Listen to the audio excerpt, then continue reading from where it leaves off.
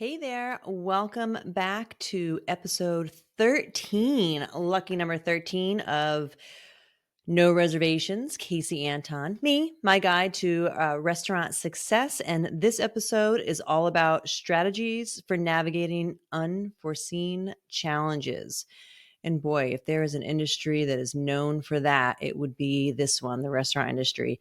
And probably the biggest unforeseen challenge ever would be COVID, right? But I am not going to spend my entire episode or even more than half of it on what COVID did to our industry. I don't need to go there. There's been probably a million episodes or podcasts on COVID and the impact in the hospitality industry. So you don't need me for that. I will just say this because, of course, I have to address it, in some way. That when COVID happened, so this would be just after late March to April 2020, the restaurant clients that we have that were doing profit first, and this is not a shameless plug for the system, although, dude, it just freaking works, but whatever. Just try and take it for what it is. The restaurants that we work with, and at that time was probably 60, 65 restaurants. The small handful that actually chose to implement and had been working with Profit First for about a year by then uh, were golden during that time, amazingly enough, right? Because one of the pieces of using the Profit First for Restaurant system is to be squirreling money away in what we call a reserve fund or a vault, which is just a portion of your profit squirreled away. And those that had been with us and doing the system for over 6 months, most of them had been doing it a year or so by then, had enough money squirreled away to not go into panic mode, number one, which was, I think, the biggest positive aspect of doing profit first for restaurants back then was that because they knew they had this reserve, they're kind of what I call a homegrown LOC, line of credit. They had their own money saved aside. They didn't have to start panicking. Now, of course, there was some level of panic because they were shut down and nobody knew what was going to happen if we'd ever open the doors again. So, yeah, of course, there was all of that going on, especially in the very early days. But the majority of our restaurants were not doing profit first then. They were just running regularly because, again, like as much as we promote it, we talk face to face, one on one with our clients about it. We're not going to force anyone to do it. But I will say the ones, and that was the majority that didn't, were in full blown panic mode. So that was probably the biggest difference I saw between our restaurants that did do profit first then and those that didn't, was just the level of panic. But the money they had, and it wasn't millions of dollars. I'm not talking about that, but they had, usually I'd say the average was a few $1,000s, maybe a little more, maybe up around 10,000 set aside, that even though that wasn't going to last them very long, it was just enough that they didn't have to go in full blown panic mode, and they had, about a couple weeks, a month maybe, to kind of strategize before, shit would hit the fan. However, by the time that happened, the PPP came into play, and then the restaurant revitalization and all of those things. So then money ended up really not becoming an issue at all, thanks to the free to cheap money from the government. Now, with all that said, what I do want to say is the number one thing I would highly, highly recommend for any restaurant when it comes to this topic or any topic is to implement profit first restaurants. 100%.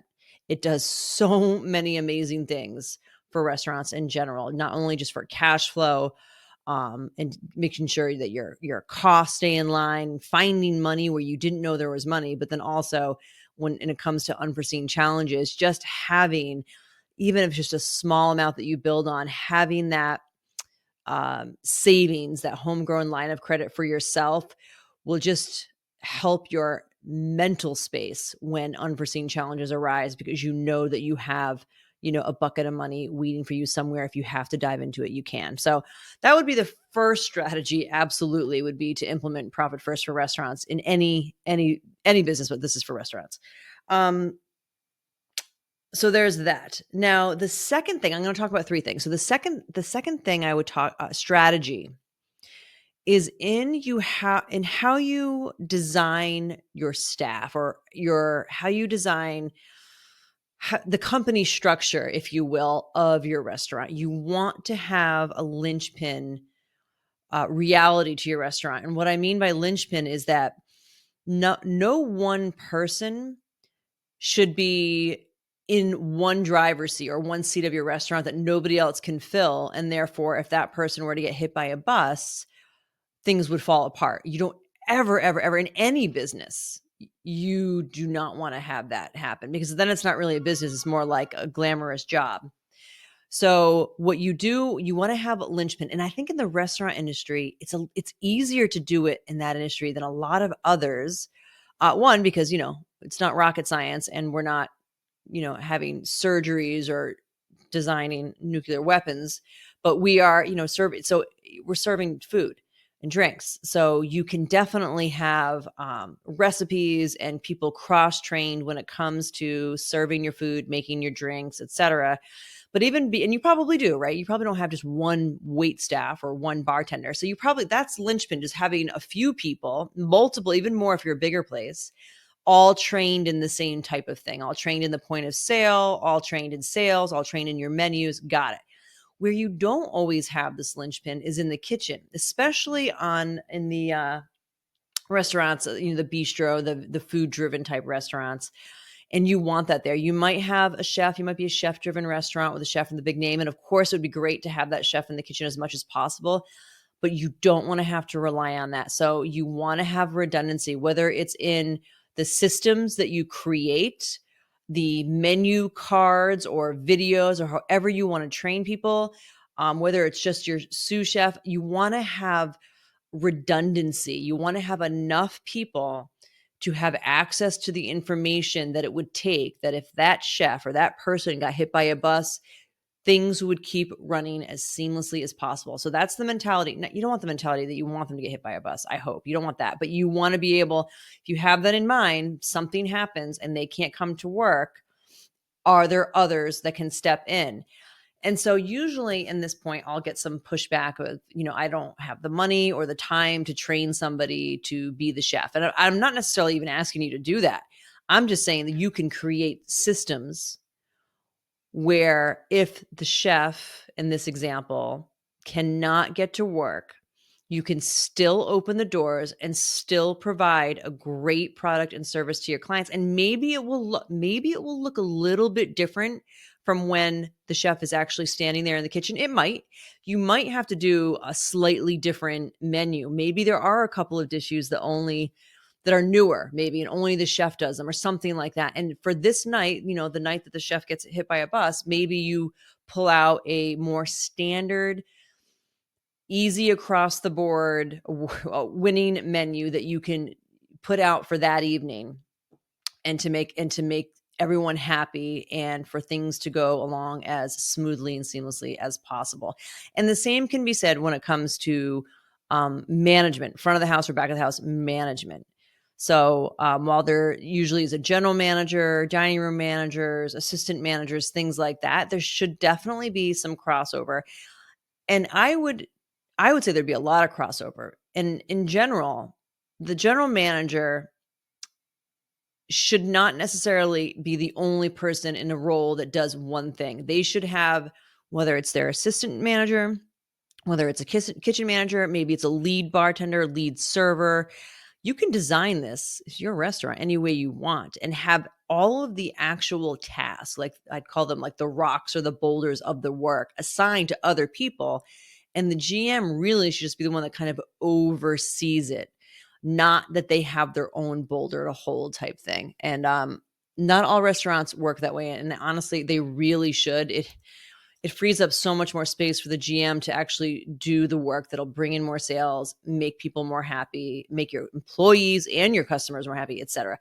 So there should definitely be some, again, linchpin redundancy, some consistency, some crossover in the different tasks that need to be done every day, every week, every month for your restaurant. So that, again, if your GM gets hit by a bus and can't come in, the show still goes on, and it goes on as seamlessly and smoothly as possible. That is the name of the game. And to be honest with you, if you just run through that exercise in your head of, oh, the GM's dead, or that, of course I don't want you to say that, or the chef can't come in, or whatever, whoever it is in your business that you feel like, wow, you're screwed if this person doesn't show up for work, or they quit, or they get hurt, or whatnot.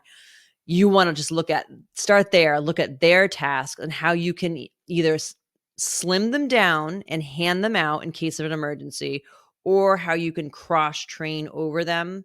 You just want to be set for any unforeseen challenge that comes your way. And they happen all the time. So this should just be done automatically. And actually, it can be a really, really great exercise to do within your business, just to make things even more professional, fine-tuned, and all that good stuff. Now, the last recommendation I have when it comes to strategies for navigating unforeseen challenges is the crash box. Now, I don't know if anyone has these anymore, but there's probably different iterations of a crash box. Now, back in my day when I had my restaurant, so we're going in the early 2000s, right? If the internet went out, and it most certainly did, I think it was even dial-up. I think it was dial-up. When it went out, we would have what we'd call the crash box, and it literally was a box, a cardboard box in the office that had waiter pads, like the, what do you call it? Like the carbon copy, old green, like, diner waitress pads that we'd pull out for the waiters to use to take orders, and then give the carbon copy to the kitchen. We would use the old credit card roller machine, right? It's like that metal and black, like, little thing that sits on your desk, and you put the credit card in, and then you roll over this like ink pad thing, and it like imprints the numbers of the credit card. So that's what we would have. And if the power went out, if the internet went out, so the show could still go on and we'd still get paid. Even if the power went out and the show really couldn't go on for a while, at least you could still get paid, because you could take imprints of the credit cards, which is probably totally illegal these days. But and there's, and there might even be a better way to do that. But when I talk about crash box, it's whatever, something could possibly go wrong. And I think it still is the case where your point of sale goes down, but you don't really want to interrupt service, because you don't want to go to your tables, your guests, and be like, hey, sorry, you're going to, have to, I know you're trying to get out of here. Maybe you're trying to make a play or a movie or a show, but you're going to have to wait until I figure out what's going on with the point of sale. Nobody wants that. You need some type of, old school paper, pencil document that you can, I don't know if it's a document, whatever it is, that you can bust out and just be like, oh, things are down right now, but if I can get this information from you, I can take care of it. And that's just part of the crash box. Other things that could be in the crash box could just be, I don't know, backup pens, things like that, backup family meal recipes. You can have a bunch of different things. But if you just think about all the unforeseen challenges that happen within your restaurant, it might be dependent on where your location is, what your style of cuisine is, your concept, etc. But think of a box and think of what would need to be in this magic box that you break out in case of emergency, and have that ready to go. Could even be like, oh, what is that? A long time ago when people thought there was going to be, I don't know, like nuclear war, and they dug into the ground and they made these chambers, and they put all this like canned foods and water and stuff. I don't know if you're talking about this, or movies have it in there. I didn't do that. I'm not that old. But in terms of that, like, just be ready for the worst thing that could possibly happen. And what's the best you can do to be ready for these challenges, and have that set aside, like those people, I can't think of the word for those underground bunkers where they would have all these, like I said, canned foods and peanut butter and jelly and stuff. It would be like that for your restaurant. Now, that leads me to one last thought that I just came up with that I wanted to share with you about the strategies for unforeseen challenges. And this would be, you could probably design this after a night that's already happened to you, when maybe it was that half the kitchen came down with COVID, or got a stomach bug and they're out, or half the front of the house staff. It's a little bit easier, I think, with the front of the house staff. But I had given the example earlier, if the chef gets hit by a bus, what are you going to do? Well, what if half your kitchen's out? a type of scenario a crash box type of scenario you could come up with would be, what would a very simplified menu, maybe hours of operation, maybe reservation count, could you design and come up with? You're saying, you know what? If I could only get 1.5 people to show up in my kitchen or 2 people to show up in the kitchen, and maybe it's a snowstorm, but we still can service the people in the building above us, but no one else is going to come. Like, what can we serve them that won't completely give a bad experience? Like, if you had a big menu and you were going to give out your menu on this snowstorm type day and say, oh, by the way, we've 86 more than half the items. It just does not a good look. But if you, instead of giving them a big menu, you have something already pre-printed, or you can pre-print something that is much smaller and slimmer, and you could say, hey, this is the menu that we're serving tonight due to blah, blah, blah. That might be easier to go down than actually giving a menu and telling them you're out of almost everything on it. That's another idea. But I think this could be different. This would be different per restaurant, per location, per concept. But just think of those challenges that could arise. Maybe they did arise in the past. Maybe you saw them happen somewhere else, and what you would do differently next time if you knew this unforeseen challenge was about to happen, and then prepare for that. That's how we designed our crash box in our restaurant, because our internet kept going out. The credit cards kept not going through. And I remember what happened. I think it was a Saturday, and we didn't realize it right away. And half the people left, and then we ended up having to call the people that had reservations, and we had their phone numbers, and asking them to give us credit cards over the phone. And we definitely didn't collect all of it. Some people didn't answer the phone. Some people gave wrong number. I mean, it was a nightmare. So when you think about those examples, now think of a way that you could make them better. And those are the types of things that you can be well prepared for. Even if it's 1 in a million chance that some of these unforeseen challenges could happen, just the fact that you've thought of them, you've planned for them, and now you put them in the box on the shelf, and hopefully you don't have to think about them. But in the back of your mind, you know that it's there. And again, just going back to the COVID experience about the clients that actually had money in the bank when that COVID first hit and nobody knew what was going to happen. It's just that knowledge that you have something there. You don't have to go into full panic, freak out mode, that you have some time to breathe and really think this through and make the best, most strategic decisions for what's best for your business and you. That's key. Just that peace of mind, box on the shelf, crash box. Highly recommend it. I hope this was helpful. As always, please, please, please share, like, do whatever you're supposed to do with podcasts who want to get in front of the right people who this will really, really help. And if you would like to see a new concept, a different concept be discussed, or have guests that'd like to come on, please reach out to us. We would love to hear from you. Thanks so much for listening to another edition of No Reservations. I'm Kasey Anton. See you later.